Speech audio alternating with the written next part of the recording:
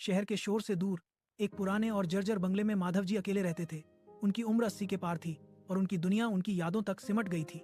लोग उन्हें खामोश बुजुर्ग कहते थे क्योंकि उन्होंने सालों से किसी से ठीक से बात नहीं की थी। उनकी पत्नी सुधा को गुजरे हुए 15 साल हो चुके थे। सुधा को संगीत से गहरा लगाव था, खासकर अपने पुराने सितार से। वह अक्सर कहती थी, माधव, जब तक ये तार झनझना रहे हैं मैं तुम्हारे पास हूँ। एक बरसात वाली दोपहर एक दिन तेज बारिश के बीच माधव जी अपने स्टोर रूम की सफाई कर रहे थे।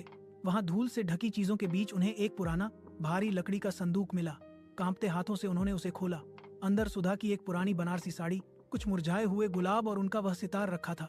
सितार को देखते ही माधव जी की आंखों में आंसू आ गए। उन्होंने उसे बाहर निकाला, लेकिन सालों की धूल और नमी के कारण उसके तार टूट चुके थे। उन्हें लगा जैसे सुधा के साथ उनका आखिरी संपर्क भी टूट गया हो। वह अजनबी लड़का। अगले दिन माधव जी सितार सुधारने के लिए शहर की एक पुरानी दुकान पर पहुंचे। वहां एक युवा लड़का आर्यन काम करता था। आर्यन ने जब उस पुराने सितार को देखा तो उसकी आंखों में चमक आ गई। बाबा, ये बहुत कीमती सितार है, इसके साथ बहुत यादें जुड़ी लगती हैं, आर्यन ने कहा।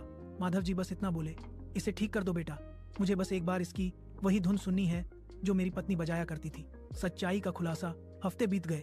आर्यन रोज माधव जी के घर आता ताकि सितार के सुरों को उनके साथ बैठकर मिला सके। धीरे धीरे माधव जी का अकेलापन कम होने लगा। वे आर्यन को सुधा की कहानियां सुनाते और आर्यन उन्हें दुनिया की नई बातें बताते। शहर के शोर से दूर एक पुराने और जर्जर बंगले में माधव जी अकेले रहते थे। उनकी उम्र 80 के पार थी और उनकी दुनिया उनकी यादों तक सिमट गई थी।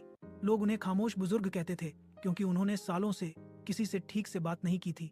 उनकी पत्नी सुधा को गुजरे हुए 15 साल हो चुके थे। सुधा को संगीत से गहरा लगाव था, खासकर अपने पुराने सितार से।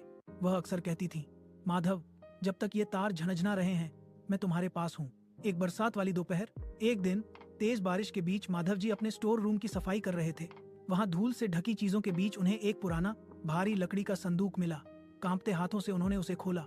अंदर सुधा की एक पुरानी बनारसी साड़ी, कुछ मुरझाए हुए गुलाब और उनका वह सितार रखा था। सितार को देखते ही माधव जी की आंखों में आंसू आ गए। उन्होंने उसे बाहर निकाला, लेकिन सालों की धूल और नमी के कारण उसके तार टूट चुके थे। उन्हें लगा जैसे सुधा के साथ उनका आखिरी संपर्क भी टूट गया हो। वह अजनबी लड़का। अगले दिन माधव जी सितार सुधारने के लिए शहर की एक पुरानी दुकान पर पहुंचे। वहां एक युवा लड़का आर्यन काम करता था। आर्यन ने जब उस पुराने सितार को देखा तो उसकी आंखों में चमक आ गई।